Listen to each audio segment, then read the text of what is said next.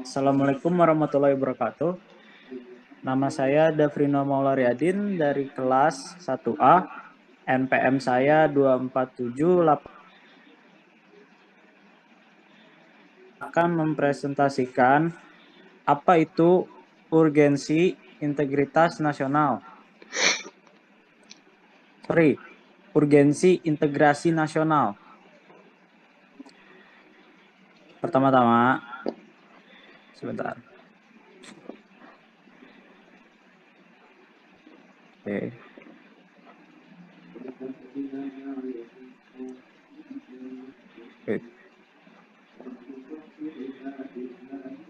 Makna integrasi nasional. Integrasi nasional merupakan salah satu cara untuk menyatukan berbagai perbedaan yang ada di Indonesia, di mana salah satu contohnya yaitu antara pemerintah dan wilayahnya. Integrasi itu sendiri dapat dikatakan sebagai langkah yang baik untuk menyatukan sesuatu yang semula terpisah menjadi suatu kesatuan yang baik bagi bangsa Indonesia. Misalnya, menyatukan berbagai macam suku dan budaya yang ada serta mengharmoniskan berbagai agama di Indonesia. Selanjutnya,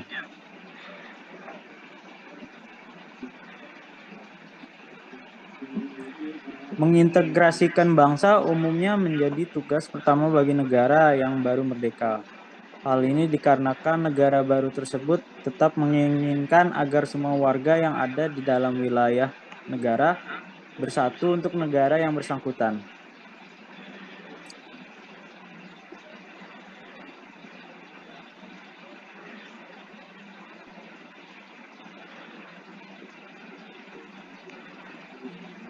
Sejak tercapainya kemerdekaan 17 Agustus 1945, peringatan kebangkitan nasional yang didasarkan pada peristiwa Sumpah Pemuda 1928 memiliki makna simbolis.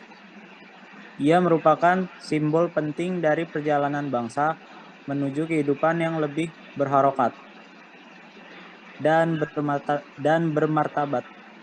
Simbolisme ini jelas diperlukan dalam kehidupan berbangsa dan bernegara, dalam usaha mewujudkan kehidupan yang lebih baik pada hari ini dan di masa depan.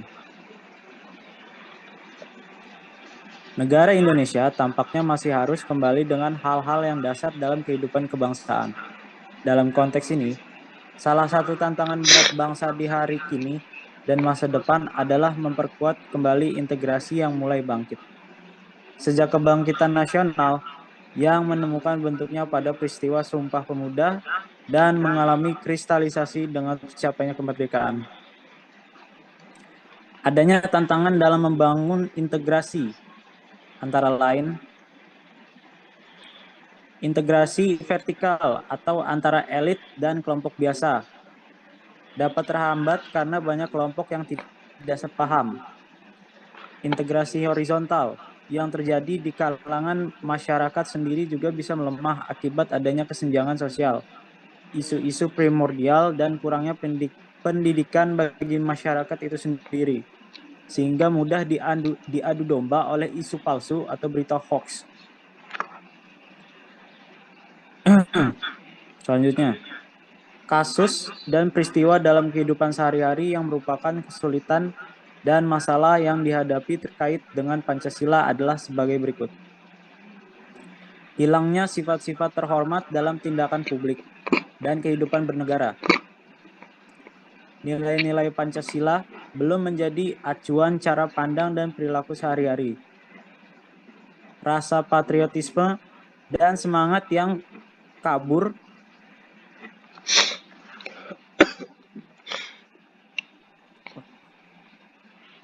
sangat menghargai negara luar atau menyanjung orang lain. Prestasi negara dan tidak senang dengan prestasi negara sendiri. Lebih senang menggunakan barang asing daripada barang negara sendiri. Lebih senang menggunakan spanduk yang tidak dikenal daripada spanduk merah putih. lebih senang menggunakan dialek yang tidak dikenal daripada menggunakan bahasa Indonesia, menyukai gambar asing daripada gambar atau citra negara sendiri, dan lebih menghargai menyanyikan melodi asing daripada menyukai lagu. Dapat dipahami bahwa tidak adanya pemahaman dan berkurangnya keakraban warga dalam bertindak dan memanfaatkan sifat-sifat Pancasila dalam kehidupan bernegara, khususnya pada masa reorganisasi negara Indonesia menyerupai. Esensi integrasi nasional adalah penyatuan berbagai unsur-unsur bangsa yang berbeda menjadi satu kesatuan yang utuh. Unsur-unsur bangsa tersebut dapat berupa suku bangsa, agama, ras, bahasa, adat istiadat, dan budaya. Integrasi nasional bukan berarti menghilangkan perbedaan-perbedaan tersebut, melainkan menghargai dan menyelaraskannya demi mencapai tujuan bersama. Integrasi nasional sangat penting bagi bangsa Indonesia karena beberapa alasan berikut. 1. Memperkuat persatuan dan kesatuan bangsa. Integrasi nasional dapat memperkuat persatuan dan kesatuan bangsa, sehingga bangsa Indonesia menjadi lebih kuat dan tangguh dalam menghadapi berbagai tantangan. 2. Menjaga stabilitas nasional. Integrasi nasional dapat membantu menjaga stabilitas nasional, sehingga pembangunan nasional dapat berjalan dengan lancar. 3. Meningkatkan kesejahteraan rakyat. Integrasi nasional dapat meningkatkan kesejahteraan rakyat karena semua komponen bangsa dapat bekerja sama untuk mencapai tujuan bersama.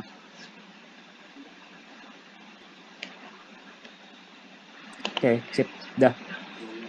Sekian dari saya. Assalamualaikum warahmatullahi wabarakatuh.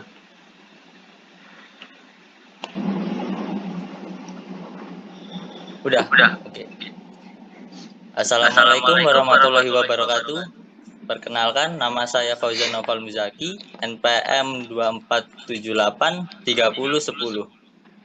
Seperti yang sudah dijelaskan teman saya tadi mengenai integrasi nasional, di sini saya akan menjelaskan tentang jenis integrasi nasional. Yang pertama ada integrasi bangsa, integrasi wilayah, integrasi nilai, integrasi elit massa, integrasi tingkah laku atau perilaku integratif. Integrasi bangsa menunjuk pada proses penyatuan berbagai kelompok budaya dan sosial dalam satu kesatuan wilayah dan dalam suatu pembentukan identitas nasional. Sedangkan integrasi wilayah menunjuk pada masalah pembentukan wewenangan, kekuasaan nasional pusat di atas unit-unit sosial yang lebih kecil yang beranggotakan kelompok-kelompok sosial budaya masyarakat tertentu. Yang ketiga ada integrasi elit. Integrasi elit merupakan masa menunjuk pada masalah penghubungan antara pemerintah dengan yang diperintah. Mendekatkan perbedaan-perbedaan mengenai aspirasi dan nilai pada kelompok elit dan massa.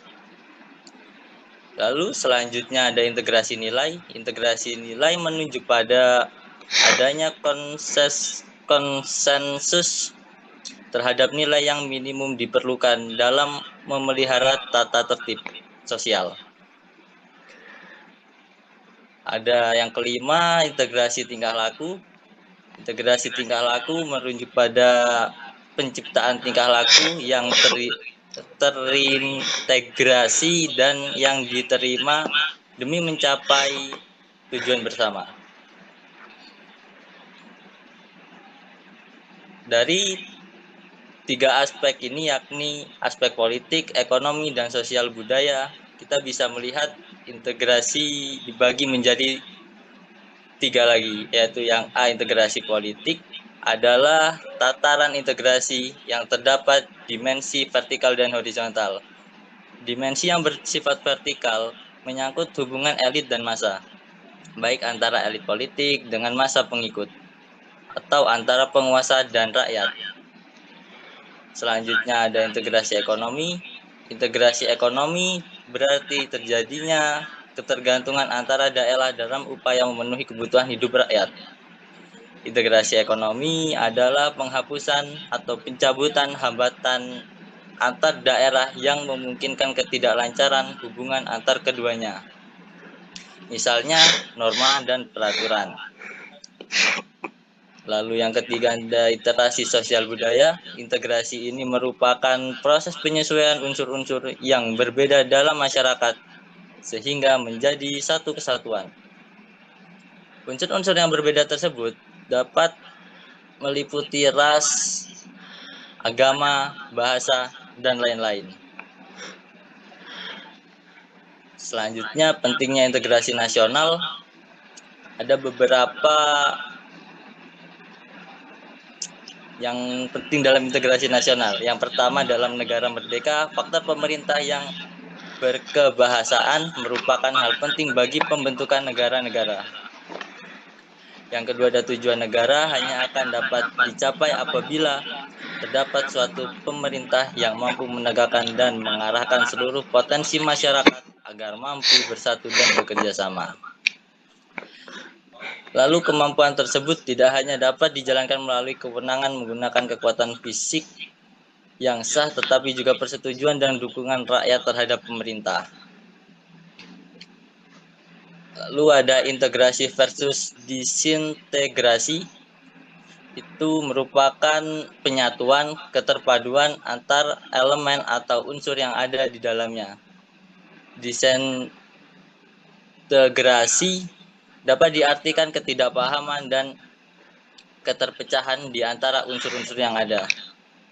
Jika integrasi terjadi konsensus, maka diintegrasi dapat menimbulkan konflik atau perseteruan dan pertentangan. Disintegrasi bangsa adalah memudarnya kesatuan antar golongan dan kelompok yang ada dalam suatu bangsa yang bersangkutan. Disintegrasi memiliki banyak ragam, misalnya pertentangan fisik, perkelahian, tawuran, kerusuhan, revolusi, bahkan perang. Selanjutnya, sumber historis sosiologis politik tentang integrasi nasional. Yang pertama ada perkembangan sejarah integrasi nasional. Yang pertama ada perkembangan sejarah integrasi di Indonesia. Menurut Suraya 2002, sejarah Indonesia sudah mengalami pembangunan integrasi sebelum bernegara di Indonesia. Udah, bro.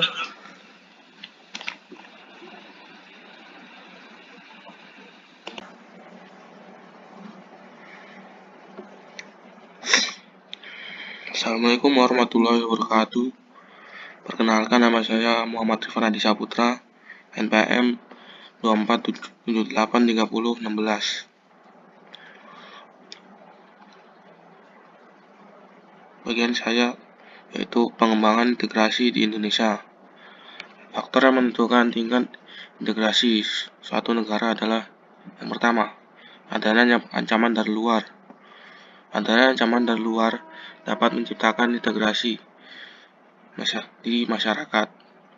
Masyarakat akan bersatu meskipun berbeda suku, agama, dan ras. Yang kedua, ada gaya politik kepemimpinan. Gaya politik para pemimpin bangsa dapat menyatukan atau mengintegrasikan masyarakat.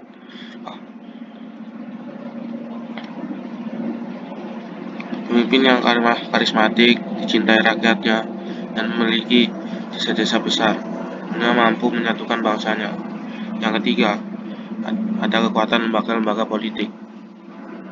Lembaga politik, misalnya birokrasi, juga dapat menjadi sarana pemersatu masyarakat bangsa. Yang keempat, ada ideologi nasional. Ideologi merupakan seperangkat nilai-nilai yang diterima dan disepakati. Jika suatu masyarakat, meskipun berbeda-beda, tetapi menerima satu ideologi yang sama, maka akan mempersatukan bangsa. Yang kelima, ada kesempatan pembangunan ekonomi. Jika pembangunan ekonomi berhasil, maka akan menciptakan keadilan yang bisa membuat masyarakat bangsa menjadi lebih bersatu. dinamika dan tantangan integrasi nasional. Dinamika integrasi nasional di Indonesia terbagi menjadi beberapa. Yang pertama, integrasi bangsa. Integrasi bangsa di Indonesia berhasil secara damai mengajak gerakan Aceh Merdeka untuk kembali bergabung dengan NKRI. Yang kedua, ada integrasi wilayah. Melalui deklarasi Juanda, pemerintah Indonesia mengumumkan kedaulatan rakyat pada tanggal 13 Desember 1957. Yang ketiga, ada integrasi nilai.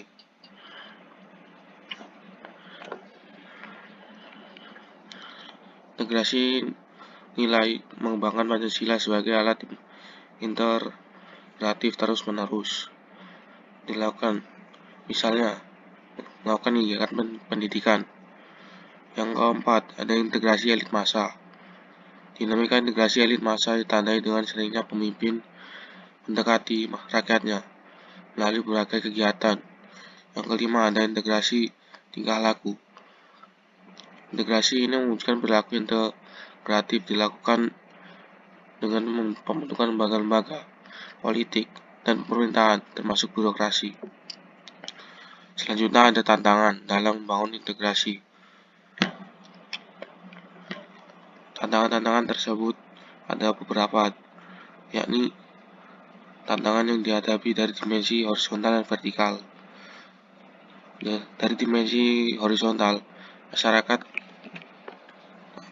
dapat berkenan dengan pembelaan horizontal yang berakar pada perbedaan suku, agama, dan ras.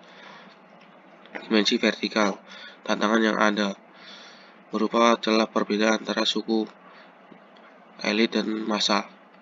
Di era globalisasi, tantangan itu ditambah dengan adanya tarikan global di masa keberadaan negara-negara yang sering dirasa terlalu sempit untuk memadai kebutuhan tuntutan dari masyarakat. Selanjutnya ada esensi dan urgensi integrasi nasional. Integrasi masyarakat merupakan kondisi yang sangat diperlukan bagi negara untuk membangun kejayaan nasional. Yang kedua, ada persamaan kepentingan, kebutuhan untuk kerjasama, serta konsep tentang nilai-nilai nasionalis. Yang ketiga, ada perbedaan yang ada dalam masyarakat, seperti perbedaan suku, ras, dan agama. Yang keempat, kegagalan dalam mewujudkan integrasi masyarakat, berarti kegagalan untuk membangun kejayaan nasional. Sekian dari saya. Terima kasih. Wassalamualaikum warahmatullahi wabarakatuh. warahmatullahi wabarakatuh.